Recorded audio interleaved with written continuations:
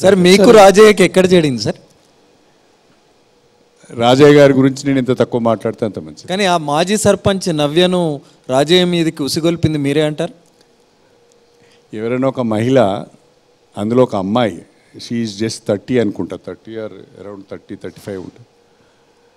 ఆమె జీవితాన్ని నాశనం చేసుకొని ఒక ఉసిగొల్పితే పోతుంది. అచ్చా, ఇప్పుడు ఎన్నికలు అయిపోయినాయి కదండి, ఎన్నికలు అయిపోయినాయి.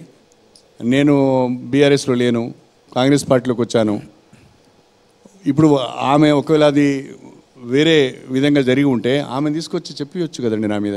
సార్, రాజయ్యకి మీకు మాటల యుద్ధం తారాస్థాయికి జరిగింది. నీ గురించి నాకు తెలిసినన్ని విషయాలు ఎవరికి తెలియదు, నేను గనక చెప్తే మీ కుటుంబం అంతా ఆత్మహత్య చేసుకుంటుంది ఆ స్థాయికి మీరు కామెంట్ చేశారు, గుర్తుందా మీకు?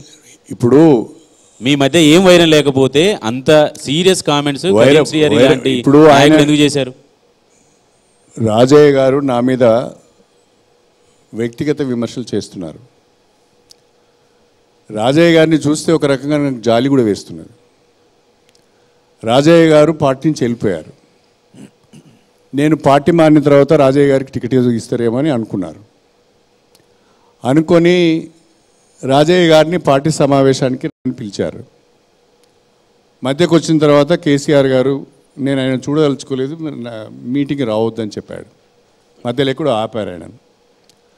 ఆయన లేకుండానే బీఆర్ఎస్ అభ్యర్థిని కేసీఆర్ గారు ప్రకటించారు. ఆ తర్వాత మళ్ళా ఆయనను పిలుచుకొని మళ్ళీ పార్టీలో